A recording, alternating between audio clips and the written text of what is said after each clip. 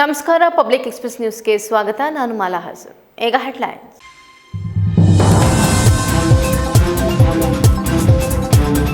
ಬೆಂಗಳೂರಿನ police inspector ಇಂದ ಮಾರಣಾಂತಿಕ ಹಲ್ಲೆ ಆರೋಪ. ಹಾಸನ ತಾಲೂಕಿನ ಕಾರ್ಲೆಕೊಪ್ಪಲು ಗ್ರಾಮದ ಶಶಿಧರ್ ಮೇಲೆ ಮಾರಣಾಂತಿಕ ಹಲ್ಲೆ. ಗೊರೂರು ಸಮೀಪದ ಉಳಿವಾರೆ ಗ್ರಾಮದ ಬಳಿ ಘಟನೆ.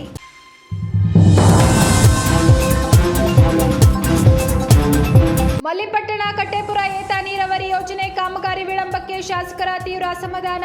ಯೋಜನಾ ಸ್ಥಳಕ್ಕೆ ಭೇಟಿ ನೀಡಿ ಅಧಿಕಾರಿಗಳನ್ನ ತರಾಟೆಗೆ ತೆಗೆದುಕೊಂಡ ಶಾಸಕ ಎಂ ಮಂಜು. ಅರ್ಹ ರೈತರಿಗೆ ಶೀಘ್ರ ಪರಿಹಾರ ನೀಡಿಸುವ ಭರವಸೆ.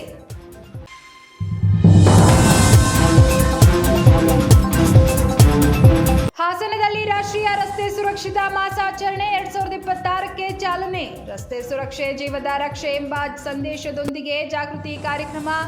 ಸಂಚಾರ ನಿಯಮಗಳ ಮಹತ್ವ ಹಾಗೂ ವಾಹನಗಳ ತಾಂತ್ರಿಕ ಪರಿಶೀಲನೆಯ ಅಗತ್ಯದಿಂದ ಪ್ರಾದೇಶಿಕ ಸಾರಿಗೆ ಅಧಿಕಾರಿ ಜೆಪಿ ಪ್ರಕಾಶ್.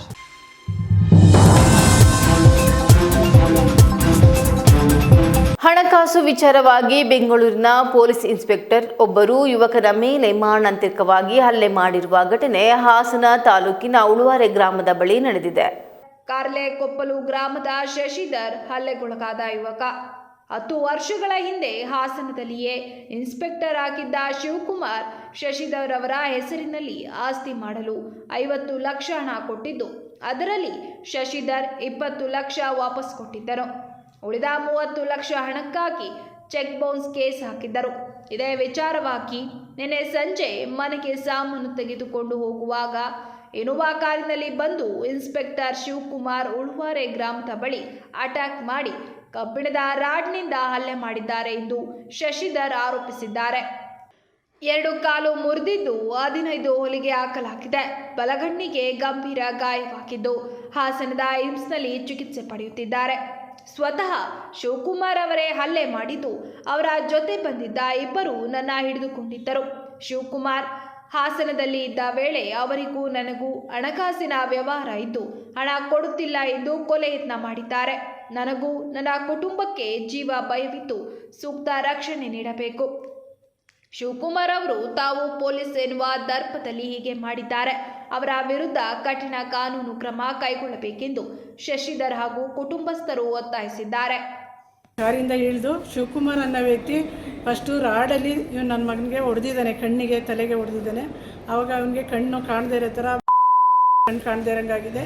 ಅದಾದಮೇಲೆ ಅವನು ಶಿವಕುಮಾರು ಮತ್ತು ಅವನ ಜೊತೆ ಬಂದಿರೋರು 2 ಜನ ಸೇರಿ, ಇವ್ರು 3 ಜನನೂ ಸೇರಿ ಬೇರೆ ಜೋಳದ ಹೊಲದ ಹತ್ರಕ್ಕೆ ಎಳ್ಕೊಂಡು ಹೋಗಿದ್ದಾರೆ. ಜೋಳದ ಒಳಗಡೆ ಎಳ್ಕೊಂಡು ಹೋಗಿದ್ದಾರೆ. ಹೋಗಾದ್ಮೇಲೆ ಅವನಿಗೆ ಚೆನ್ನಾಗಿ ಹೊಡೆದಿದ್ದಾರೆ. ಕಾಲು ಮುರಿದಿದೆ. ಈ ಕಡೆ ಕಾಲಲ್ಲಿ ಆ ಕಾಲಲ್ಲಿ ಒಂದು 9 ಹೊಲಿಗೆ ಹಾಕಿದ್ದಾರೆ. ಕಣ್ಣು ಕಾಣಿಸ್ತಾ ಇಲ್ಲ ಇವಾಗ. ಮೈಯಲ್ಲಿ, ಕೈಯಲ್ಲಿ, ಬೆನ್ನಲ್ಲಿ ಎಲ್ಲ ತುಂಬ ರಾಡಲ್ಲಿ ಹೊಡೆದಿದ್ದಾರೆ.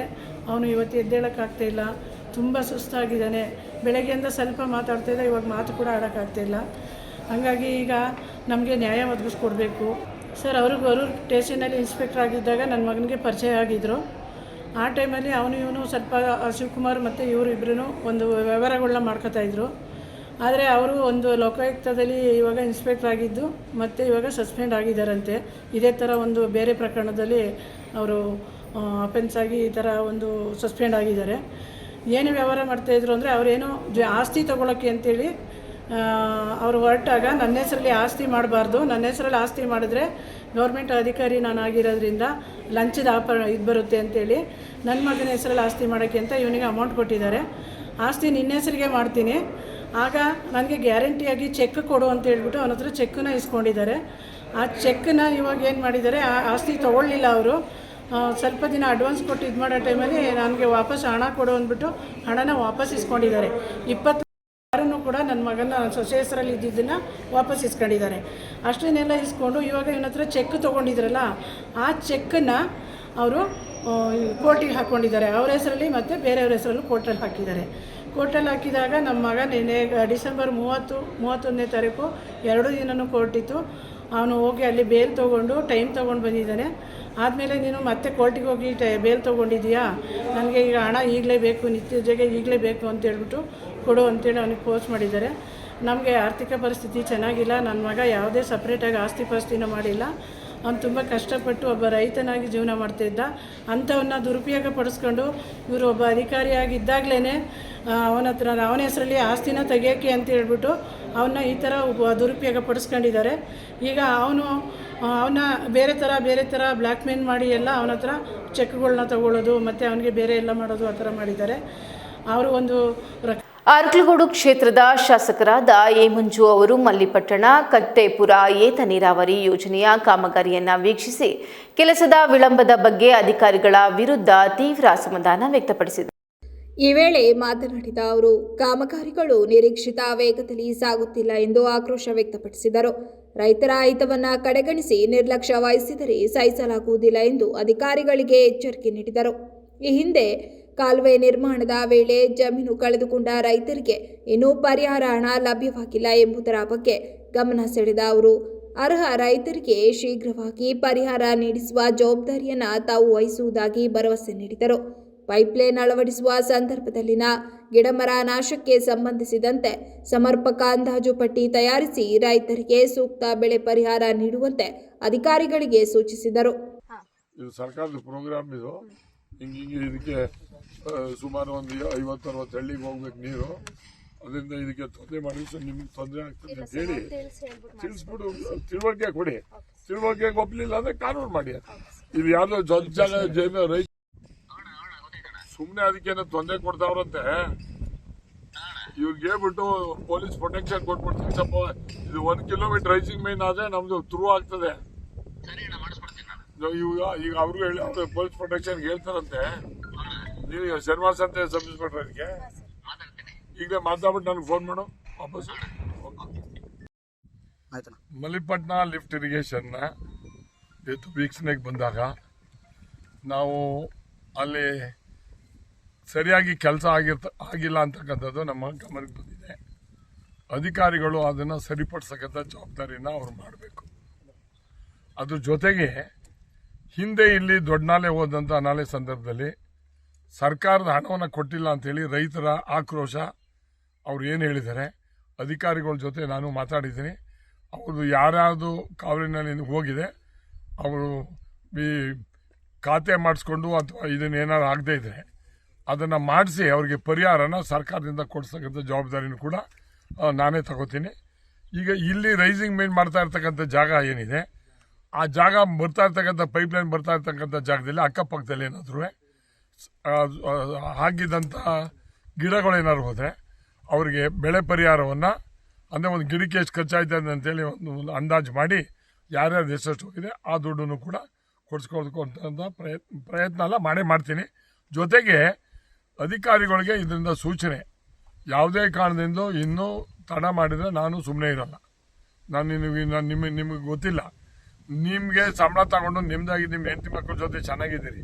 ಎಷ್ಟೋ ಜನ ರೈತ ಇದನ್ನು ನೆನ್ಕೊಂಡು ನಮ್ಮ ಕೆರೆಗಳು ತುಂಬದಲ್ಲೇ ಎಷ್ಟೋ ಜನ ಆರ್ಥಿಕವಾಗಿ ಸಂಕಟದಲ್ಲಿ ಸಿಕ್ಕಾಕೊಂಡಿದ್ದಾರೆ. ಇದನ್ನು ಪರಿಪೂರ್ಣವಾಗಿ ಮಾಡಬೇಕು. ದೀಪಕ್ ಅಂತ ಇಂಜಿನಿಯರ್ಗೆ ನಿಮ್ಮ ಮುಖಾಂತರ ವಾರ್ನೂ ಮಾಡ್ತಾಯಿದ್ದೀನಿ. ದಿನ ನಿಂತ್ಕೊಂಡು ಕೆಲಸ ಮಾಡ್ತಕ್ಕಂಥದ್ದು ಆಗಬೇಕು. ಆ ಕಾಂಟ್ರಾಕ್ಟ್ ಇರ್ತಾನಲ್ಲ ಅವನು ಬಂದು ನಿಂತ್ಕೋಬೇಕು. ಮುಂದಿನ ಸೋಮವಾರ ಮಂಗಳವಾರದೊಳಗಡೆ ಕಾಂಟ್ರಾಕ್ಟು ಅವನು ನಾವೆಲ್ಲ ಒಂದು ಮೀಟಿಂಗ್ನ ಅರ್ಕಲಗೂಡಲ್ಲಿ ಮಾಡಿ ಪರಿಹಾರ ಒಂದು 2-3 ತಿಂಗಳಲ್ಲಿ ಕಂಪ್ಲೀಟ್ ಆಗುವಂಗೆ ಮಾಡ್ತಕ್ಕಂಥದ್ದು ವ್ಯವಸ್ಥೆ ಮಾಡ್ತೀವಿ. ಜೊತೆಗೆ 78.10 ಕಿಲೋಮೀಟ್ರು ರೈಸಿಂಗ್ ಮೈನ್ ಆದಮೇಲೆ ಡಿಸ್ಟ್ರಿಬ್ಯೂಷನ್ ಲೈನ್ ಇತ್ತು, ಗ್ರಾವಿಟಿ ಲೈನು. ಅದು ಗ್ರಾವಿಟಿ ಲೈನಲ್ಲಿ ಸುಮಾರು 70 ಕಿಲೋಮೀಟ್ರ್ ಆಗ್ಬೋದು. ಇನ್ನು 8 ಕಿಲೋಮೀಟ್ರ್ ಉಳಿತದೆ. ಆ 8 ಕಿಲೋಮೀಟ್ರ್ ಉಳಿದಂಥದ್ದಲ್ಲಿ ಎಲ್ಲ ಡೌನ್ ಸ್ಟ್ರೀಮ್ಗೆ ಬರ್ತಕ್ಕಂಥ ಯಾವ್ಯಾವುದು ಕೆಳಗಳ್ಳೆ ಇರ್ಬೋದು, ಮೈಸೂರು ಇರ್ಬೋದು, ಆಮೇಲೆ ಬಾಗ್ದಾಳಿ ಇರ್ಬೋದು, ಯಾವ್ಯಾವ ಕೆರೆಗಳಿದ್ದಾವೆ ಸಿರಿದ್ನಳ್ಳಿ ಎಲ್ಲ ಕೆರೆಗಳಿಗೂ ಕೂಡ ಒಟ್ಟು 78 ಕಿಲೋಮೀಟರ್ನ ಉಪಯೋಗಿಸ್ಕೊಳ್ತಕ್ಕಂಥ ಕೆಲಸವನ್ನು ಅಧಿಕಾರಿಗಳು ಮಾಡಬೇಕು ಅಂತ ಹೇಳಿ ಈ ಸಂದರ್ಭದಲ್ಲಿ ಹೇಳ್ತೀನಿ. ಈ ಸಂದರ್ಭದಲ್ಲಿ ಹಾರಂಗಿ ವಿಭಾಗದ ಕಾರ್ಯನಿರ್ವಾಹಕ ಇಂಜಿನಿಯರ್ ಪುಟ್ಟಸ್ವಾಮಿ, ಸಹಾಯಕ ಕಾರ್ಯನಿರ್ವಾಹಕ ಇಂಜಿನಿಯರ್ ದೀಪಕ್, ಕಂದಾಯ ಇಲಾಖೆ ಅಧಿಕಾರಿಗಳು ಹಾಗೂ ರೈತರು ಹಾಜರಿದ್ದರು. ರಾಷ್ಟ್ರೀಯ ರಸ್ತೆ ಸುರಕ್ಷತಾ ಮಾಸಾಚರಣೆ 2026ರ ಅಂಗವಾಗಿ ಹಾಸನ ಗುಡ್ ಶೆಡ್ ಲಾರಿ ಮಾಲೀಕರ ಸಂಘ ವತಿಯಿಂದ ಇಂದು ಹಾಸನ ಗುಡ್ ಶೆಡ್ ರಾಜಘಟ್ಟ ರಸ್ತೆ ಪ್ರದೇಶದಲ್ಲಿ ರಸ್ತೆ ಸುರಕ್ಷತಾ ಜಾಗೃತ ಕಾರ್ಯಕ್ರಮವನ್ನು ನಡೆಸಲಾಯಿತು. ಮುಖ್ಯ ಅತಿಥಿಗಳಾಗಿ ಭಾಗವಹಿಸಿದ ಪ್ರಾದೇಶಿಕ ಸಾರಿಗೆ ಅಧಿಕಾರಿ ಜೆಪಿ ಪ್ರಕಾಶ್ ಅವರು ಮಾತನಾಡಿ, ರಸ್ತೆ ಸುರಕ್ಷೆ ಜೀವದ ರಕ್ಷೆಯಾಗಿದ್ದು ಪ್ರತಿಯೊಬ್ಬ ವಾಹನ ಚಾಲಕರು ಸಂಚಾರ ನಿಯಮಗಳನ್ನು ಕಟ್ಟುನಿಟ್ಟಾಗಿ ಪಾಲಿಸಿದರೆ ಅಪಘಾತಗಳನ್ನು ಬಹಳ ಮಟ್ಟಿಗೆ ತಗ್ಗಿಸಬಹುದು ಎಂದ ಅವರು, ಸಂಚಾರ ನಿಯಮಗಳ ಮಹತ್ವ ಹಾಗೂ ವಾಹನಗಳ ತಾಂತ್ರಿಕ ಪರಿಶೀಲನೆಯ ಅಗತ್ಯವನ್ನು ವಿವರಿಸಿದರು.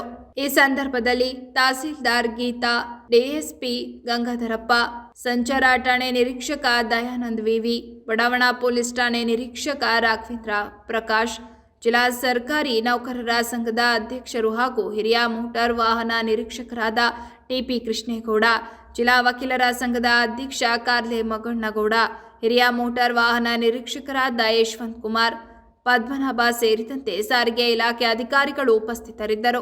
ದೇವರು ಆಶೀರ್ವಾದ ಮಾಡಿ ಫಿಕ್ಸ್ ಮಾಡಿ ಕಳಿಸ್ತಾರೋ ಅದನ್ನ ನಾವು ಪಾಲನೆ ಮಾಡೋದಷ್ಟೇ ನಮ್ಮ ಕೆಲಸ.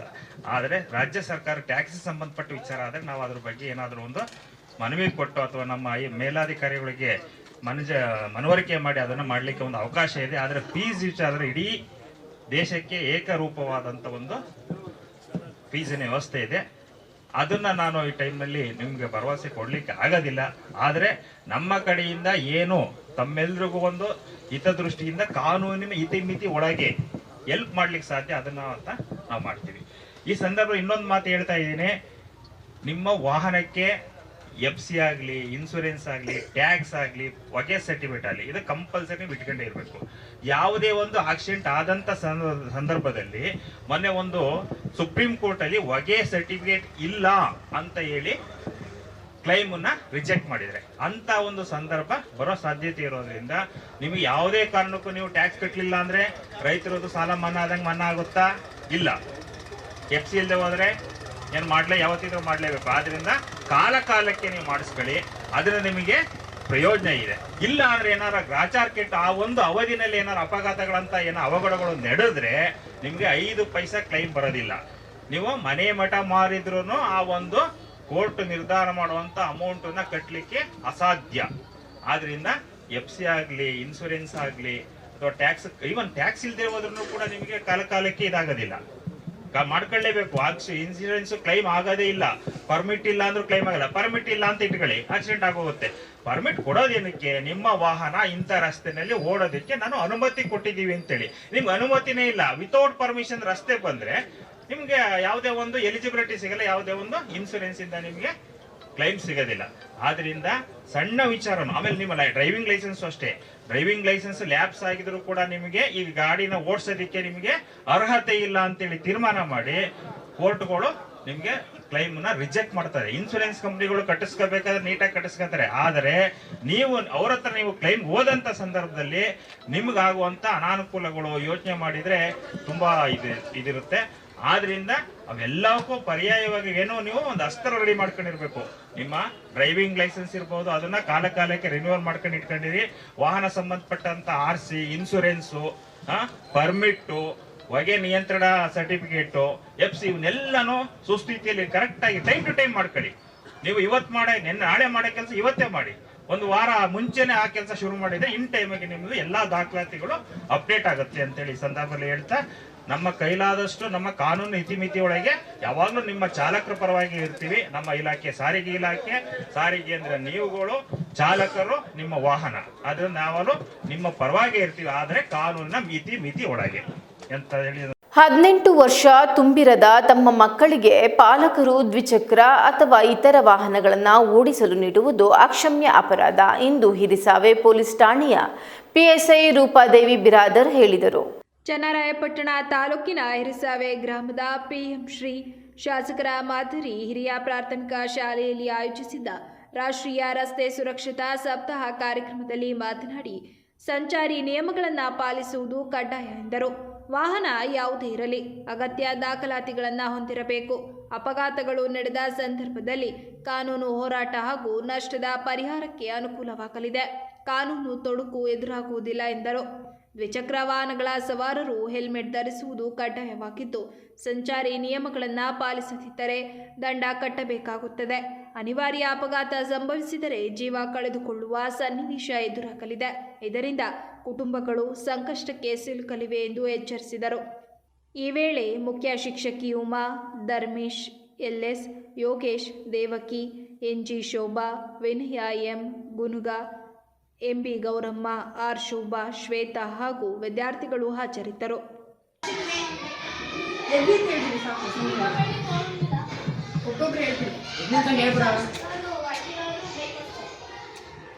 18 ವರ್ಷ ಒಳಗಡೆ ಇರೋಂಥ ಮಕ್ಕಳು ಹೆಣ್ಮಕ್ಳಾಗಲಿ ಹೆಣ್ಮಕ್ಳಾಗಲಿ ಯಾರು ಬೈಕ್ ಆಗಲಿ ಕಾರ್ ಆಗಲಿ ಏನು ಓಡಿಸೋದಿಲ್ಲ ಫಸ್ಟಿನಲ್ಲಿ. ಆಮೇಲೆ ಟಿಬಲ್ ಗೇಟಿಗೆ ಹೋಗೋದಿಲ್ಲ, ಹೆಲ್ಮೆಟ್ ಹಾಕೊಂಡು ಗಾಡಿ ಓಡಿಸ್ಬೇಕು. ಮುಂಗಡೆ ಕೂತ್ಕೊಂಡು ಓಡಿಸೋ ಗಾಡಿ ಏನು ಹೆಲ್ಮೆಟ್ ಹಾಕಬೇಕು, ಹಿಂದ್ಗಡೆ ಕೂತ್ಕೊಂಡು ಹೆಲ್ಮೆಟ್ ಹಾಕಬೇಕು. ಆಮೇಲೆ ಕಂಪಲ್ಸರಿ ಡಿಎಲ್ ಇಟ್ಕೋಬೇಕು, ಡ್ರೈವಿಂಗ್ ಲೈಸೆನ್ಸ್ ಕಂಪಲ್ಸರಿ ಇಟ್ಕೋಬೇಕು. 18 ವರ್ಷ ಆದವ್ರಿಗೆಲ್ಲ ಡ್ರೈವಿಂಗ್ ಲೈಸೆನ್ಸ್ ಕೊಡ್ತಾರೆ, ಇಟ್ಕೋಬೇಕು. ಆಮೇಲೆ ಪ್ರತಿ ಗಾಡಿಗೂ ಇನ್ಸೂರೆನ್ಸ್ ಇರಬೇಕು. ಇದೆಲ್ಲ ಗೊತ್ತಿದೆಯಲ್ವಾ? ಮತ್ತೆ ಏನಂದ್ರೆ ನೀವು ಈಗ ರೋಡ್ ಮೇಲೆ ಹೋಗ್ಬೇಕಾದ್ರೆ ಸುಮಾರು ಸೈನ್ ಬೋರ್ಡ್ಗಳು ಇರ್ತವೆ. ರೋಡ್ ಸೈನ್ ಬೋರ್ಡ್ ನೋಡಿದಿರಲ್ವಾ? ಸ್ಲೋ ಹೋಗ್ಬೇಕು, ಆಮೇಲೆ ಹಂಪ್ಸ್ ಬರುತ್ತೆ, ಆಮೇಲೆ ಏನು ಎಲ್ಲೋ ಡೇಂಜರ್ ಅಂತಂದ್ರೆ ಏನಪ್ಪ, ನಿಮ್ಗೆ ಡಿವೈಡರ್ ಬರುತ್ತೆ, ಅಲ್ಲಿ ರೆಡ್ ಲೈಟ್ ಮತ್ತೆ ಗ್ರೀನ್ ಎಲ್ಲೋ ಬರುತ್ತಲ್ವಾ, ಅದು ಸೈನ್ ಬೋರ್ಡು. ಗ್ರೀನ್ ಬಂದ್ರೆ ನೀವು ಹೋಗ್ತೀರಿ, ಎಲ್ಲೋ ಬಂದ್ರೆ ನಿಂತ್ಕೊಳ್ತೀರಿ, ಏನು. ರಾಜ್ಯದಲ್ಲಿ ಅತಿ ದೀರ್ಘಾವಧಿ ಮುಖ್ಯಮಂತ್ರಿ ಎಂಬ ಹೊಸ ದಾಖಲೆ ನಿರ್ಮಿಸಿದ ಮುಖ್ಯಮಂತ್ರಿ ಸಿದ್ದರಾಮಯ್ಯ ಅವರ ಸಾಧನೆಯನ್ನ ಅಭಿನಂದಿಸಿ ಕಾಂಗ್ರೆಸ್ ಕಾರ್ಯಕರ್ತರು, ಸಿದ್ದರಾಮಯ್ಯ ಅಭಿಮಾನಿಗಳು ಮಂಗಳವಾರ ಪಟ್ಟಣದಲ್ಲಿ ಸಂಭ್ರಮಾಚರಣೆ ಆಚರಿಸಿದರು. ಗ್ರಾಮ ದೇವತೆ ದೊಡ್ಡಮ್ಮ ದೇವಾಲಯದ ಬಳಿ ಜಮಾಯಿಸಿದ ಮುಖಂಡರು, ಕಾರ್ಯಕರ್ತರು, ಅಭಿಮಾನಿಗಳು ದೇವಾಲಯದಲ್ಲಿ ಪೂಜೆ ಸಲ್ಲಿಸಿದರು. ಬಳಿಕ ಪಟಾಕಿ ಸಿಡಿಸಿ ಸಿಹಿ ವಿತರಿಸಿ ಸಂಭ್ರಮಿಸಿದರು. ವಾದ್ಯ ವೃಂದದೊಂದಿಗೆ ಜಯಘೋಷಗಳೊಂದಿಗೆ ಅನಕ್ರು ವೃತ್ತಕ್ಕೆ ದಾಖಲೆಯ ದಾಪುಗಾಲು ಮೆರವಣಿಗೆ ನಡೆಸಿ ಅನಕ್ರು ಪುತ್ಥಳಿಗೆ ಮಾಲಾರ್ಪಣೆ ಮಾಡಿದರು. ಈ ವೇಳೆ ಕಾಂಗ್ರೆಸ್ ಮುಖಂಡ ಎಸ್ ಪ್ರಸನ್ನಕುಮಾರ್ ಮಾತನಾಡಿ, ಸಿದ್ದರಾಮಯ್ಯನವರು ಮಾಜಿ ಮುಖ್ಯಮಂತ್ರಿ ಡಿ ದೇವರಾಜ ಅರಸು ಅವರ ದಾಖಲೆಯನ್ನು ಮೀರಿ ಅತಿ ದೀರ್ಘಕಾಲ ಮುಖ್ಯಮಂತ್ರಿ ಹುದ್ದೆಯನ್ನು ಅಲಂಕರಿಸಿದ ದಾಖಲೆ ನಿರ್ಮಿಸಿದ್ದಾರೆ. ಪಂಚ ಗ್ಯಾರಂಟಿ ಯೋಜನೆಗಳನ್ನು ಅನುಷ್ಠಾನಕ್ಕೆ ತರುವ ಮೂಲಕ ದೀನ ದಲಿತರು, ಬಡವರು, ಮಹಿಳೆಯರು, ನಿರುದ್ಯೋಗಿಗಳ ಸಂಕಷ್ಟಕ್ಕೆ ನೆರವಾಗಿದ್ದಾರೆ. ದೇವರಾಜ ಅರಸು ಅವರು ಜಾರಿಗೆ ತಂದ ಉಳುವವನೇ ಭೂ ಒಡೆಯ ಕಾನೂನನ್ನು ಸಮರ್ಪಕವಾಗಿ ಜಾರಿಗೆ ತರಲು ಪ್ರತಿ ರೈತರಿಗೂ ಭೂಮಿಯ ಹಕ್ಕಿನ ದಾಖಲೆಗಳನ್ನು ಕಂದಾಯ ಸಚಿವ ಕೃಷ್ಣ ಬೈರೇಗೌಡರು ರೈತರಿಗೆ ದೊರಕಿಸುವ ಮೂಲಕ ಕಂದಾಯ ಕ್ರಾಂತಿಯನ್ನೇ ನಡೆಸಿದ್ದಾರೆ ಎಂದರು. ಈ ದಿವಸ ಅರ್ಕಲಗೋಡ್ನಲ್ಲಿ ಕರ್ನಾಟಕ ರಾಜ್ಯದ ಜನಪ್ರಿಯ ಮುಖ್ಯಮಂತ್ರಿಗಳು, ಹಿಂದುಳಿದ ವರ್ಗದ ಹರಿಕಾರರು, ಬಡವರ ಬಂಧು, ದೀನದಲಿತರ ನಾಯಕರು ಆದಂಥ ಸಿದ್ದರಾಮಯ್ಯನವರು 2790 ದಿನ ಕಂಪ್ಲೀಟ್ ಮಾಡಿ 2791ನೇ ದಿನಕ್ಕೆ ಮುಖ್ಯಮಂತ್ರಿಯಾಗಿ ರಾಜ್ಯದಲ್ಲಿ ಅತಿ ಹೆಚ್ಚು ದಿನಗಳ ಕಾಲ ಮುಖ್ಯಮಂತ್ರಿ ಆಗಿ ಏನು ದಾಪುಗಾಲನ್ನು ಇವತ್ತು ಇಡ್ತಾ ಇದ್ದಾರೆ.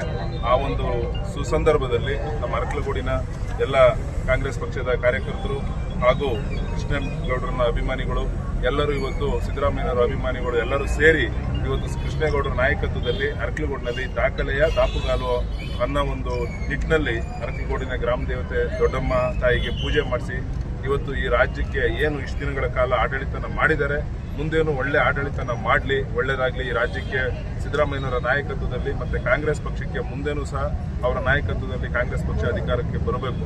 ಆ ನಿಟ್ಟಿನಲ್ಲಿ ಅವರು ಒಳ್ಳೆ ಕೆಲಸನ ಮಾಡಲಿ, ಅವರಿಗೆ ಆ ದೇವತೆಗಳೆಲ್ಲ ಅವರಿಗೆ ಒಳ್ಳೆ ಶಕ್ತಿನ ಕೊಡಲಿ ಅಂತ ಹೇಳಿ ಇವತ್ತು ನಾವು ಏನು ಇವತ್ತು ಅರ್ಕಲಗೋಡಿನ ಕೃಷ್ಣೇಗೌಡರ ನಾಯಕತ್ವದಲ್ಲಿ ಇವತ್ತು ಕಾರ್ಯಕ್ರಮವನ್ನು ಮಾಡ್ತಾ ಇದ್ದೀವಿ. ಇವತ್ತು ನಿಜವಾಗ್ಲೂ ದೇವರಾಜ ಅರಸೂರವರು ಉಳುವವನೇ ಭೂಮಿಯ ಒಡೆಯ ಅನ್ನೋ ಒಂದು ಕಾನೂನನ್ನ ಮಾಡಿ ಬಡವರಿಗೆ ಏನು ಜಮೀನ ಕೊಟ್ಟಿದ್ರು, ಆ ಜಮೀನಿಗೆ ಯಾವತ್ತು ದೇವರಾಜ ಅರಸು ಅವರ ಕ್ಯಾಬಿನೆಟ್ ಅಲ್ಲಿ ಮಾಸ್ತಿ ಹುಚ್ಚೇಗೌಡರು ಅಂತ ಹೇಳಿ ಒಕ್ಕಲಿಗ ಸಮಾಜದ ಕ್ಯಾಬಿನೆಟ್ ಮಂತ್ರಿ ಇದ್ರು, ಕಂದಾಯ ಮಂತ್ರಿಗಳು. ಇವತ್ತು ಸಿದ್ದರಾಮಯ್ಯನವರ ನಾಯಕತ್ವದ ಸರ್ಕಾರದಲ್ಲಿ ಕೃಷ್ಣ ಬೈರೇಗೌಡರು ಇವತ್ತು ಕಂದಾಯ ಮಂತ್ರಿಯಾಗಿ ಅವತ್ತು ಏನು ದೇವರಾಜ ಅರಸು ಅವರು ಈ ಭೂಮಿನ ಕೊಟ್ಟಿದ್ರು, ಆ ಭೂಮಿಗೆ ದಾಖಲೆಗಳನ್ನ ಇವತ್ತು ಕೃಷ್ಣ ಬೈರೇಗೌಡರು ಸಿದ್ದರಾಮಯ್ಯನವರ ನಾಯಕತ್ವದಲ್ಲಿ ಇವತ್ತು ಕಂದಾಯ ಕ್ರಾಂತಿನ ಮಾಡಿ ಇವತ್ತು ನೋಡ್ತಾ ಇದ್ದೀರಿ ತಾವೆಲ್ಲ ಬಡವರು ಬಗ್ಗರುಗಳು. ನಾವೆಲ್ಲ ಹಿಂದೆ ತಾಲೂಕು ಆಫೀಸ್ಗೆ VARIನ ಹುಡುಕಕ್ಕೆ ಬಹಳ ಕಷ್ಟ ಪಡಬೇಕಾಗಿತ್ತು. ಇವತ್ತು ಅದೇ VARIಗಳು ಇವತ್ತು ಪ್ರತಿ ಬಡವರ ಮನೆಗೆ ಹೋಗಿ ಇವತ್ತು RIಗಳು, VAಗಳು, ತಹಶೀಲ್ದಾರ್ ಹುಡುಕಿಕೊಂಡು ಕೆಲಸ ಮಾಡ್ತಕ್ಕಂಥ ಕೆಲಸನ ಇವತ್ತು ನಾವೆಲ್ಲ ನೋಡ್ತಾ ಇದ್ದೀವಿ. ಇದು ದೇವರಾಜ ಅರಸು ಅವರು ಉಳುವವನೇ ಭೂಮಿಯ ಒಡೆಯ ಒಂದು ಕ್ರಾಂತಿನ ಮಾಡಿದ್ರು.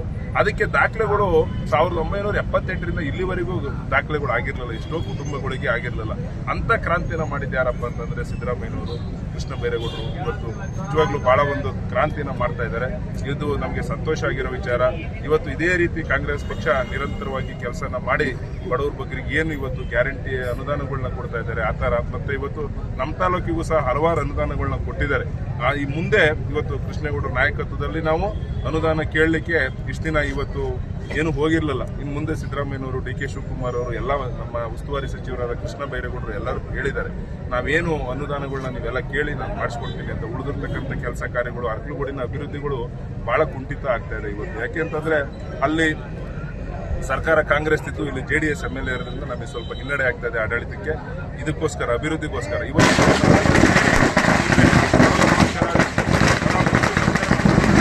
ಈ ವೇಳೆ ಮುಖಂಡರಾದ SS Pradeep Kumar, AC Devaraje Gowda, SP Revanna, Bommanahalli Krishna, ಬಿಳುಗುಲಿ Ramegowda, ಕಳ್ಳಿಮುದ್ದನಹಳ್ಳಿ Lokesh, Zameer Ahmed, Raju, Kantharaj ಉಪಸ್ಥಿತರಿದ್ದರು. ಸಿದ್ದರಾಮಯ್ಯನವರ ಅಭಿಮಾನಿಗಳೇ ಹಾಗೂ ಇವತ್ತಿನ ದಿನ ಸಿದ್ದರಾಮಯ್ಯನವರು ಒಟ್ಟಿಗೆ 17 ಬಜೆಟನ್ನು ಮಂಡಿಸಿ ಇವತ್ತು ಒಂದು ದಾಖಲೆಯನ್ನು ನಿರ್ಮಿಸಿದ್ದಾರೆ. ಅದಕ್ಕೋಸ್ಕರ ನಾವು ಇವತ್ತು ಈ ಒಂದು ಇದು ಕಾರ್ಯಕ್ರಮವನ್ನು ಏರ್ಪಡಿಸಬೇಕಾಗಿತ್ತು. ಹೈಯೆಸ್ಟು ಈಗ ನಮ್ಮ ಕರ್ನಾಟಕದಲ್ಲಿ ಹೈಯೆಸ್ಟು ಇದು ಮಾಡಿದಂಥ ಮುಖ್ಯಮಂತ್ರಿ ಅಂತ ಅಂದರೆ ಸಿದ್ದರಾಮಯ್ಯನವರು. ಅದರಿಂದ 5 ಗ್ಯಾರಂಟಿಗಳನ್ನ ಕೊಟ್ಟು ಅಭಿವೃದ್ಧಿ ಕಡೆಯೂ ಸಹ ಒಂದು ಉತ್ತೇಜನವನ್ನು ಕೊಟ್ಕೊಂಡು ಬಡವರ ಬಗ್ಗರಿಗೆ ಏನೇನು ಸಹಕರಣೆಗಳನ್ನ ಮಾಡಬೇಕು ಅದೆಲ್ಲ ಮಾಡ್ಕೊಂಡು ಇಷ್ಟು ಒಂದು ಉನ್ನತವಾಗಿ ಕರ್ನಾಟಕವನ್ನು ನಡೆಸ್ಕೊಂಡು ಹೋಗುವಂಥ ಒಂದು ಶಕ್ತಿ ಅಂತ ಅಂದರೆ ಸಿದ್ದರಾಮಯ್ಯನವರು ಹಾಗೆ DK ಶಿವಕುಮಾರ್ ಅವರು ಒಟ್ಟಿಗೆ ಈ ಒಂದು ಎಲ್ಲ ಒಂದು ಕಾರ್ಯಕ್ರಮಗಳನ್ನ ಮಾಡ್ಕೊಂಡು ಹೋಗ್ತಾ ಇದ್ದಾರೆ. ಮುಂದೆನೂ ಸಹ ಅವರಿಗೆ ನಾವೆಲ್ಲರೂ ಸೇರಿ ಬೆಂಬಲವನ್ನು ಕೊಟ್ಕೊಂಡು ಇನ್ನೂ ಹೆಚ್ಚಿನ ಒಂದು ಕರ್ನಾಟಕದಲ್ಲಿ ಒಳ್ಳೊಳ್ಳೆ ಕೆಲಸಗಳಾಗಬೇಕು. ಈಗ ಏನಾಗಿದೆ ಅಂದರೆ ಅರ್ಕೋಟ್ ತಾಲೂಕಲ್ಲಿ 2-3 ಸಾರಿನೂ ಸಹ ಇದೇ ಥರ ಆಗಿದೆ. ಒಂದು ಸಾರಿ ಕಾಂಗ್ರೆಸ್ ಅಲ್ಲಿ ಸ್ಟೇಟಲ್ಲಿ ಯಾವ್ದು ಇರ್ತದೆ ಅದು ಚೇಂಜ್ ಆಗಿರ್ತದೆ ಇಲ್ಲಿ ಅರ್ಕೋಡಲ್ಲಿ. ಅದರಿಂದ ಈಗ ಇಲ್ಲಿ ಅರ್ಕೋಟ್ ತಾಲೂಕಲ್ಲಿ ಅಭಿವೃದ್ಧಿ ಕೆಲಸಗಳು ಭಾರಿ ಕುಂಠಿತವಾಗಿದೆ. ಅದರಿಂದ ಈಗ ಒಂದು 2-3 ದಿವಸದಲ್ಲಿ ಸಿದ್ದರಾಮಯ್ಯನವರ ಹತ್ರ DK ಶಿವಕುಮಾರ್ ಹತ್ರ ಹೋಗಿ ಈ ಒಂದು ಅಭಿವೃದ್ಧಿ ಬಗ್ಗೆ ಮಾತಾಡ್ಕೊಂಡು ಈ ಕೆಲಸಗಳನ್ನ ನಡೆಸ್ಕೊಡ್ಬೇಕು ಅಂತ ಹೇಳ್ಬಿಟ್ಟು ನಾವು ಕೇಳಬೇಕು ಅಂತ ಹೇಳ್ಬಿಟ್ಟು ಈ ಒಂದು ಸಂದರ್ಭದಲ್ಲಿ ಹೇಳ್ತಾ ಇವತ್ತು ಎಲ್ಲ ಕಾರ್ಯಕರ್ತರು ನಮ್ಮ ಬಂದು ಒಂದು ಸಹಕಾರ ಮಾಡಿದ್ದಕ್ಕೆ ಎಲ್ಲರಿಗೂ ಹೊಂದಿಸಿ ನನ್ನ ಮಾತು ಮುಗಿಸ್ತೇನೆ. ಚನ್ನರಾಯಪಟ್ಟಣ ತಾಲೂಕಿನ ಪ್ರತಿಭಾನ್ವಿತ ವಿದ್ಯಾರ್ಥಿಗಳಿಗೆ ಸ್ಕಾಲರ್ಶಿಪ್ ಕಲ್ಪಿಸುವ ನಿಟ್ಟಿನಲ್ಲಿ ಸಂಸ್ಥೆ ವತಿಯಿಂದ ಜನವರಿ 11 ಭಾನುವಾರ ಟೈಮ್ಸ್ ಒಲಿಂಪಿಯಾಡ್ ಪರೀಕ್ಷೆಯನ್ನು ಆಯೋಜಿಸಲಾಗಿದೆ ಎಂದು ಟೈಮ್ಸ್ ಶಿಕ್ಷಣ ಸಂಸ್ಥೆಯ ಕಾರ್ಯದರ್ಶಿ BK ಗಂಗಾಧರ್ ಹೇಳಿದರು. ಪತ್ರಿಕಾಗೋಷ್ಠಿಯಲ್ಲಿ ಮಾತನಾಡಿದ ಅವರು, ಚನ್ನರಾಯಪಟ್ಟಣ ಟೈಮ್ಸ್ PU ಕಾಲೇಜಿನಲ್ಲಿ ಪರೀಕ್ಷೆ ನಡೆಯಲಿದೆ. ಪರೀಕ್ಷಾ ದಿನದಂದು ಆಯ್ದ ನಿಲ್ದಾಣಗಳಿಂದ ಉಚಿತವಾಗಿ ಬಸ್ ವ್ಯವಸ್ಥೆ ಇರುತ್ತದೆ. ವಿದ್ಯಾರ್ಥಿಗಳಿಗೆ ಅನುಕೂಲ ಕಲ್ಪಿಸುವ ನಿಟ್ಟಿನಲ್ಲಿ ಪರೀಕ್ಷೆಯು ಭಾನುವಾರ ಬೆಳಗ್ಗೆ 10 ರಿಂದ 11:30 ಹಾಗೂ 11:30 ಮಧ್ಯಾಹ್ನ 1 ಗಂಟೆವರೆಗೆ 2 ವಿಭಾಗದಲ್ಲಿ ನಡೆಯಲಿದೆ ಎಂದರು.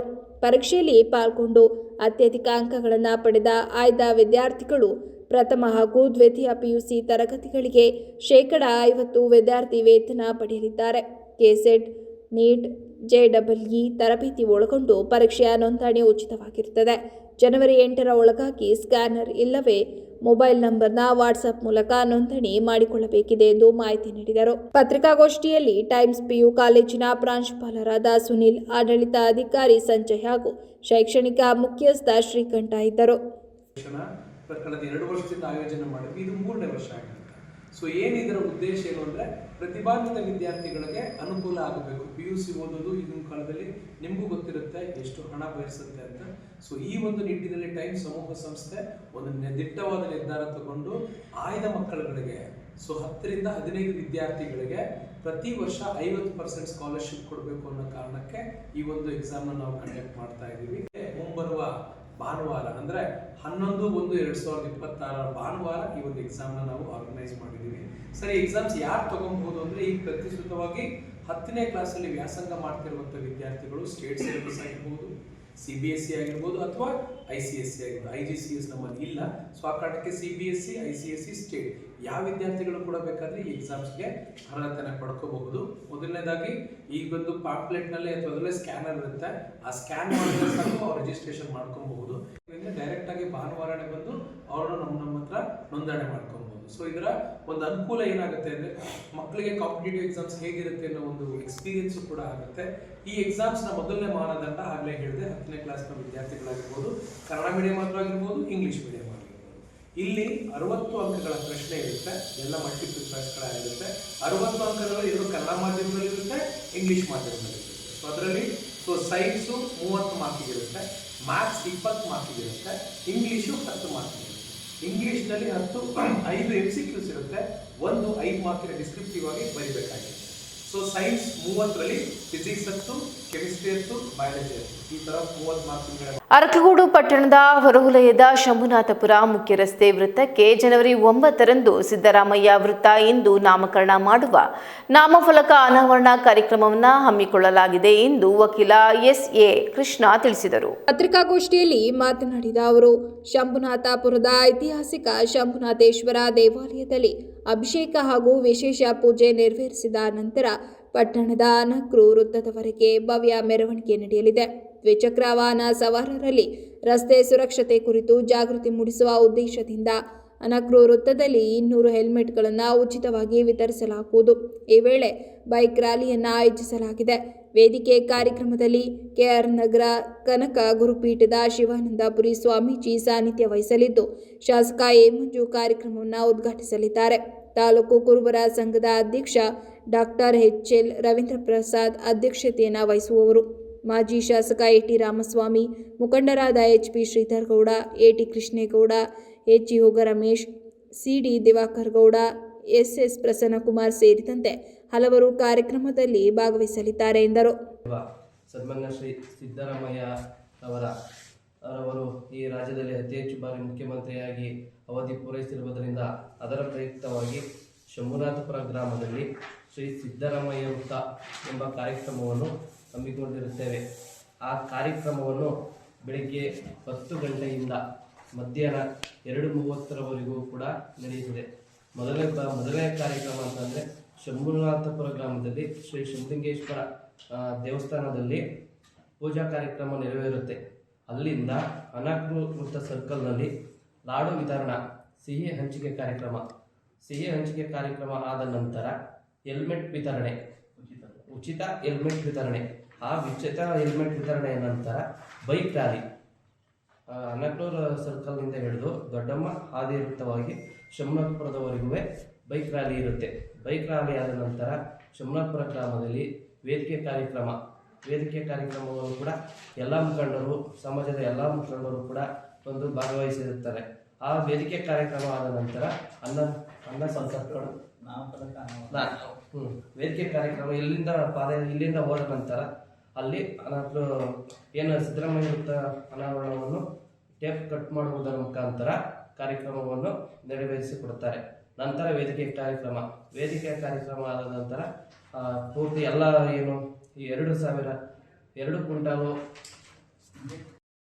ಅರಸವ್ರ ನಂತರ ಈ ಒಂದು ಯುಗಾಂತದಲ್ಲಿ ಸಿದ್ದರಾಮಯ್ಯನವರು ಅತಿ ಹೆಚ್ಚು ದಿನ ಅವಧಿ ಇದು ಮಾಡಿದ್ರಿಂದ ಯಾವುದೇ ಒಂದು ರಾಜಕೀಯ ಭಾವವಿಲ್ಲದೆ, ಕೋಮು ಭಾವವಿಲ್ಲದೆ ದಯವಿಟ್ಟು ಎಲ್ಲರೂ ಕೈ ಜೋಡಿಸ್ತೀವಿ ಅಂತ ಹೇಳಿದರೆ ಅವರಿಗೆ ಪತ್ರಿಕೆಗಳ ಮೂಲಕ ಕೃತಜ್ಞತೆಯನ್ನು ಹೇಳಕ್ಕೆ ಇಷ್ಟಪಡ್ತೀನಿ. ನಂತರ ಇಲ್ಲಿಂದ ಹೋದ ನಂತರ ನಾಮಫಲಕ ಅನಾವರಣ ಆಗುತ್ತೆ. ನಂತರ ವೇದಿಕೆ ಕಾರ್ಯಕ್ರಮ ಇರುತ್ತೆ. ಏನೋ ನಾವು ಗಣ್ಯರಿಗೆ ಒಂದು ಅತಿಥಿ ಸನ್ಮಾನ ಮಾಡಬೇಕಾಗುತ್ತೆ. ನಮ್ಮ ಗ್ರಾಮಗಳಿಗೆ ಹಲವಾರು ಕೆಲಸ ಕಾರ್ಯಗಳು ಮಾಡ್ಕೊಂಡಿದ್ದಾರೆ. ಅವರವರ ಸೇವೆಯ ಕಾಲಾವಧಿನಲ್ಲಿ ಅವರಿಗೆ ಒಂದು ಸನ್ಮಾನ ಕಾರ್ಯಕ್ರಮ ಇರ್ತದೆ.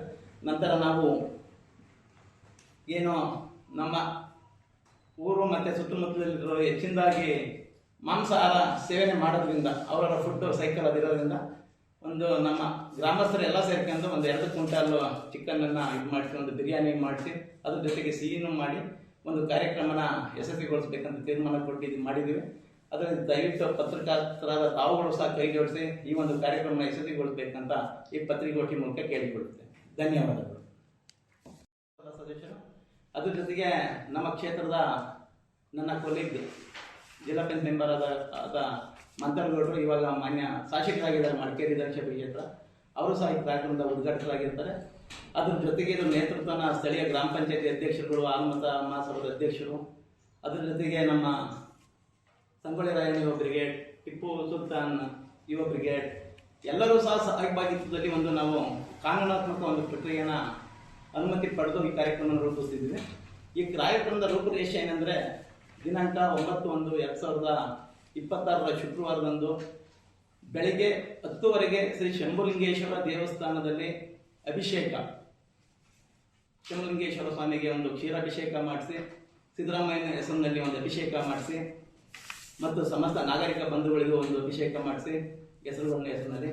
ನಂತರ ಅಲ್ಲಿಂದ ಅನಕೃತ ವೃತ್ತಕ್ಕೆ ಬಂದು ಏನು ಸಿದ್ದರಾಮಯ್ಯನವರು ಒಂದು ಕಾನೂನು ಪದವೀಧರರಾಗಿರೋದ್ರಿಂದ ಅವರು ಮೂಲ ಕಾನೂನು ಪದವಿಯಿಂದ ಒಂದು ಕಾನೂನು ಅರಿವು ಮೂಡಿಸಬೇಕು ಸಾರ್ವಜನಿಕರಲ್ಲಿ ಒಂದು ಸದುದ್ದೇಶ ಇಟ್ಕೊಂಡು ಒಂದು 200 ಹೆಲ್ಮೆಟ್ ಉಚಿತವಾಗಿ 200 ಹೆಲ್ಮೆಟನ್ನು ವಿತರಣೆ ಮಾಡಿ ಆನಕೂರು ಸರ್ಕಲಲ್ಲಿ. ನಂತರ ಆ ಹೆಲ್ಮೆಟ್ ದಾರಿಗಳೇ ಒಂದು ರ್ಯಾಲಿನ ಏರ್ಪಡಿಸ್ಕೊಂಡಿದ್ದೀವಿ. ಸಿದ್ದರಾಮಯ್ಯ ಅವರ ಭಾವಚಿತ್ರದ ಜೊತೆಗೆ ಸಂಗೊಳ್ಳಿ ರಾಯಣ್ಣ, ಭಕ್ತ ಕನಕದಾಸರು ಮತ್ತು ಸಿದ್ದರಾಮಯ್ಯ ಅವರ ಫ್ಲೆಕ್ಸ್ ಜೊತೆಗೆ ಮೆರವಣಿಗೆ ಹೋಗ್ತಿದ್ದೀವಿ. ಆ ಮೆರವಣಿಗೆಗೆ ಪೊಲೀಸ್ ಇಲಾಖೆಯವರು ಸಹ ಅನುಮತಿ ತಗೊಂಡಿದ್ದೀವಿ. ಅದ್ರ ಜೊತೆಗೆ ನಂತರ ದೊಡ್ಡಮ್ಮ ವೃತ್ತದ ಭಾಗವಾಗಿ ಹೋಗಿ ಶಿವನಾಥಪುರದಲ್ಲಿ ನಾಮಫಲಕ ಅನಾವರಣ ಮಾಡ್ತಿದ್ವಿ. ಮತ್ತು ಇನ್ನೊಂದು ವಿಶೇಷವಾಗಿ ಹೇಳೋದು ಮರೆತೆ, ಈ ಒಂದು ಕಾರ್ಯಕ್ರಮಕ್ಕೆ ಮಾನ್ಯ A.T. ರಾಮಸ್ವಾಮಿ ಅವರಿಗೂ ಆಹ್ವಾನ ಮಾಡಿದ್ದೀವಿ, ಶ್ರೀಧರ್ ಗೌಡರಿಗೂ ಆಹ್ವಾನ ಮಾಡಿದ್ದೀವಿ, ಯೋಗ ರಮೇಶ್ ಅವ್ರಿಗೆ ಆಹ್ವಾನ ಮಾಡಿದ್ವಿ, ಮಾನ್ಯ ಕೃಷ್ಣೇಗೌಡರು ಉದ್ಯಮಿಗಳು ಅವರಿಗೂ ಸಹ ಆಹ್ವಾನ ಮಾಡಿದ್ದೀವಿ. ಎಲ್ಲರೂ ತುಂಬುರದಿಂದ ಭಾಗವಹಿಸ್ತೀವಿ ಅಂತ ಹೇಳಿದ್ದಾರೆ. ಅದರಿಂದ ನಾನು ಮತ್ತೊಮ್ಮೆ ಅವರಲ್ಲಿ ಪತ್ರಿಕಾಗೋಷ್ಠಿ ಮೂಲಕ ಕೇಳ್ಕೊಳ್ಳೋದಂದ್ರೆ, ಪತ್ರಿಕಾಗೋಷ್ಠಿಯಲ್ಲಿ ಮುಖಂಡರಾದ SP ರೇವಣ್ಣ, ಮುತ್ತಿಗೆ ರಮೇಶ್, ಶೇಖರ್, ಜಮೀರ್ ಅಹಮದ್ ಹಾಗೂ ಸಂತೋಷ್ ಉಪಸ್ಥಿತರಿದ್ದರು. ಬೇಲೂರು ತಾಲೂಕಿನ ಬಿಕ್ಕೋಡು ಹೋಬಳಿಯ ಮಾಳಗೆರೆ ಗ್ರಾಮದ ಸಾಬ್ರುಮನೆ ಗಡಿ ಭಾಗದಲ್ಲಿರುವ ಬಸ್ ನಿಲ್ದಾಣ ಸಂಪೂರ್ಣವಾಗಿ ಪಾಳುಬಿದ್ದ ಸ್ಥಿತಿಯಲ್ಲಿದ್ದು, ಈಗಾಗಲೇ ಹಲವು ಬಾರಿ ಸಂಬಂಧಪಟ್ಟ ಅಧಿಕಾರಿಗಳಿಗೆ ಮನವಿ ಸಲ್ಲಿಸಿದ್ದರೂ ಯಾವುದೇ ಕ್ರಮ ಕೈಗೊಳ್ಳಲಾಗಿಲ್ಲ ಎಂದು ಗ್ರಾಮಸ್ಥರು ಅಸಮಾಧಾನ ವ್ಯಕ್ತಪಡಿಸಿದ್ದಾರೆ. ಈ ಬಸ್ ನಿಲ್ದಾಣದ ಮೇಲ್ಭಾಗದಲ್ಲಿ ದೊಡ್ಡದಾಗಿ ಬಿರುಕು ಬಿಟ್ಟಿದ್ದು, ಮಳೆ ಬಿರುಗಾಳಿ ಸಂದರ್ಭದಲ್ಲಿ ಇಲ್ಲಿ ನಿಲ್ಲುವುದು ಅಥವಾ ತಂಗುವುದು ಅಪಾಯಕಾರಿಯಾಗುತ್ತಿದೆ. ಚಾವಣಿಯ ಸ್ಥಿತಿ ಶೋಚನೀಯವಾಗಿದ್ದು, ಯಾವುದೇ ಕ್ಷಣ ಕುಸಿಯುವ ಭೀತಿಯಲ್ಲೇ ಪ್ರಯಾಣಿಕರು ಹೊರಗಡೆ ನಿಂತು ಬಸ್ ಕಾಯುವಂತಾಗಿದೆ. ವಿದ್ಯಾರ್ಥಿಗಳು, ವೃದ್ಧರು, ಮಹಿಳೆಯರು ಸೇರಿದಂತೆ ಹಲವರು ಮಳೆಗಾಲದಲ್ಲಿ ಸಂಪೂರ್ಣ ನೆನೆದು ಬಸ್ ಕಾಯುವ ದುಸ್ಥಿತಿಗೆ ತಲುಪಿದ್ದಾರೆ. ಇನ್ನು ದುರಂತವೆಂದರೆ, ಈ ಪ್ರದೇಶದಲ್ಲಿ ಆನೆಗಳ ಕಾಟವು ಹೆಚ್ಚಾಗಿದ್ದು, ಸಂಜೆ ಹಾಗೂ ಬೆಳಗಿನ ವೇಳೆಯಲ್ಲಿ ಬಸ್ ನಿಲ್ದಾಣದ ಬಳಿ ನಿಲ್ಲುವುದು ಗ್ರಾಮಸ್ಥರಿಗೆ ಭಯದ ವಿಷಯವಾಗಿದೆ. ಆನೆಗಳ ಅಡ್ಡಾಟದಿಂದ ಅನಾಹುತ ಸಂಭವಿಸುವ ಸಾಧ್ಯತೆ ಇದ್ದರೂ ಸಂಬಂಧಪಟ್ಟ ಇಲಾಖೆ ಹಾಗೂ ಜನಪ್ರತಿನಿಧಿಗಳು ಈ ಸಮಸ್ಯೆಗೆ ಸ್ಪಂದಿಸಿಲ್ಲ ಎಂಬ ಆರೋಪ ಗ್ರಾಮಸ್ಥರಿಂದ ಕೇಳಿಬಂದಿದೆ. ಹಲವಾರು ಬಾರಿ ಮನವಿ ಸಲ್ಲಿಸಿದರೂ ಯಾರೂ ನಮ್ಮ ಅಳಲನ್ನ ಕೇಳುತ್ತಿಲ್ಲ. ಬಸ್ ನಿಲ್ದಾಣ ದುರಸ್ತಿಯಾಗದೇ ಇದ್ದರೆ ಅಪಘಾತ ಸಂಭವಿಸಿದರೂ ಆಶ್ಚರ್ಯವಿಲ್ಲ ಎಂದು ಸ್ಥಳೀಯರು ತಮ್ಮ ಅಸಮಾಧಾನವನ್ನು ವ್ಯಕ್ತಪಡಿಸಿದ್ದಾರೆ. ತಕ್ಷಣವೇ ಸಂಬಂಧಪಟ್ಟ ಅಧಿಕಾರಿಗಳು ಹಾಗೂ ಜನಪ್ರತಿನಿಧಿಗಳು ಸ್ಥಳಕ್ಕೆ ಭೇಟಿ ನೀಡಿ ಬಸ್ ನಿಲ್ದಾಣವನ್ನು ದುರಸ್ತಿ ಮಾಡುವುದರ ಜೊತೆಗೆ ಆನೆಗಳ ಕಾಟ ತಡೆಯಲು ಶಾಶ್ವತ ಪರಿಹಾರ ಒದಗಿಸಬೇಕು ಎಂಬುದು ಗ್ರಾಮಸ್ಥರ ಆಗ್ರಹವಾಗಿದೆ.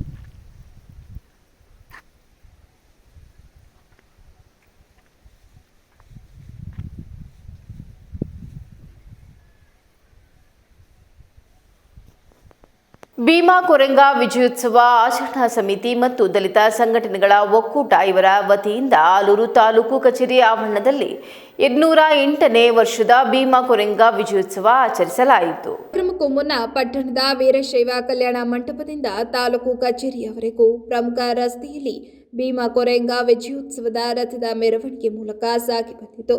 ನಂತರ ಕಾರ್ಯಕ್ರಮದ ಉದ್ಘಾಟನೆಯನ್ನ ಮಾಜಿ ಶಾಸಕ ಎಚ್.ಕೆ. ಕುಮಾರಸ್ವಾಮಿ ಹಾಗೂ ಕಾಂಗ್ರೆಸ್ ಮುಖಂಡರಾದ ಮುರಳಿ ಮೋಹನ್ ಮತ್ತು ತಾಲೂಕು ದಲಿತ ಮುಖಂಡರುಗಳು ಡಾಕ್ಟರ್ ಬಾಬಾ ಸಾಹೇಬ್ ಅಂಬೇಡ್ಕರ್ ಅವರ ಪುತ್ಥಳಿಗೆ ಮಾಲಾರ್ಪಣೆ ಮಾಡಿ ಜ್ಯೋತಿ ಬೆಳಗಿಸಿ ಬಾಬಾ ಸಾಹೇಬ್ ಅಂಬೇಡ್ಕರ್ ಅವರ ಭಾವಚಿತ್ರಕ್ಕೆ ಪುಷ್ಪಾರ್ಚನೆ ಮಾಡುವ ಮೂಲಕ ಕಾರ್ಯಕ್ರಮಕ್ಕೆ ಚಾಲನೆ ನೀಡಿದರು.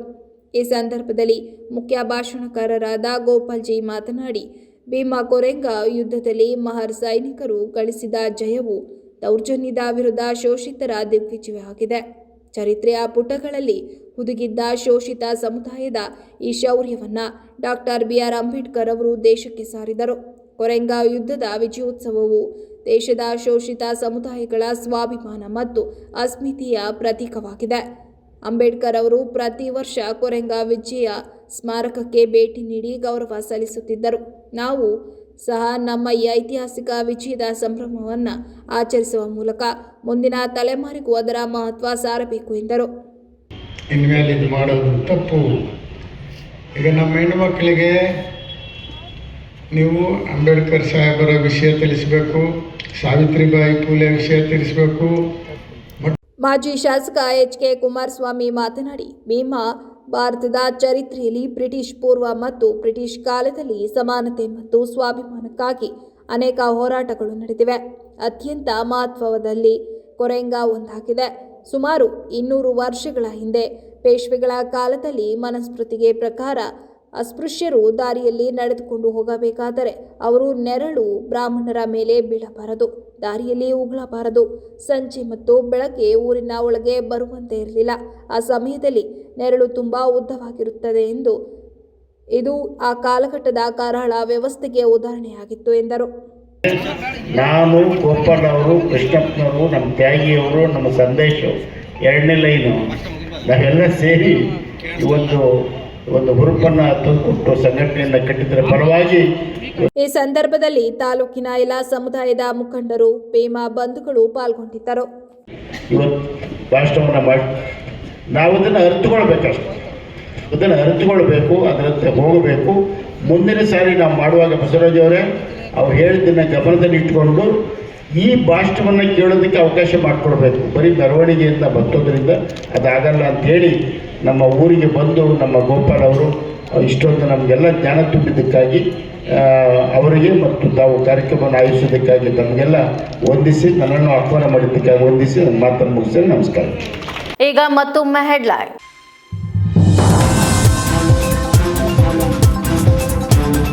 ಬೆಂಗಳೂರಿನ ಪೊಲೀಸ್ ಇನ್ಸ್ಪೆಕ್ಟರ್ ಇಂದ ಮಾರಣಾಂತಿಕ ಹಲ್ಲೆ ಆರೋಪ. ಹಾಸನ ತಾಲೂಕಿನ ಕಾರ್ಲೆಕೊಪ್ಪಲು ಗ್ರಾಮದ ಶಶಿಧರ್ ಮೇಲೆ ಮಾರಣಾಂತಿಕ ಹಲ್ಲೆ.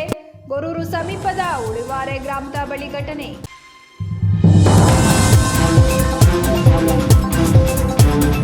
ಮಲ್ಲಿಪಟ್ಟಣ ಕಟ್ಟೆಪುರ ಏತ ನೀರಾವರಿ ಯೋಜನೆ ಕಾಮಗಾರಿ ವಿಳಂಬಕ್ಕೆ ಶಾಸಕರ ತೀವ್ರ ಅಸಮಾಧಾನ.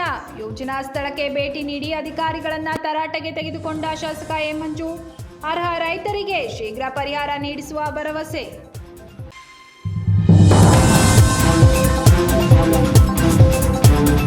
ಹಾಸನದಲ್ಲಿ ರಾಷ್ಟ್ರೀಯ ರಸ್ತೆ ಸುರಕ್ಷತಾ ಮಾಸಾಚರಣೆ 2026ಕ್ಕೆ ಚಾಲನೆ. ರಸ್ತೆ ಸುರಕ್ಷೆ ಜೀವದ ರಕ್ಷೆ ಎಂಬ ಸಂದೇಶದೊಂದಿಗೆ ಜಾಗೃತಿ ಕಾರ್ಯಕ್ರಮ.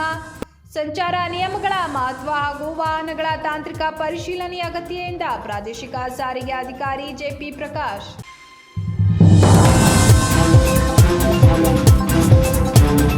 ಇದಿಷ್ಟು ಈವರೆಗಿನ ಪ್ರಮುಖ ಸುದ್ದಿಗಳು. ಸಮಗ್ರ ಸುದ್ದಿಗಳಿಗಾಗಿ ನೋಡ್ತಾ ಇರಿ ಪಬ್ಲಿಕ್ ಎಕ್ಸ್‌ಪ್ರೆಸ್ ಕನ್ನಡ. ಪಯಣ ನಿಮ್ಮೊಂದಿಗೆ.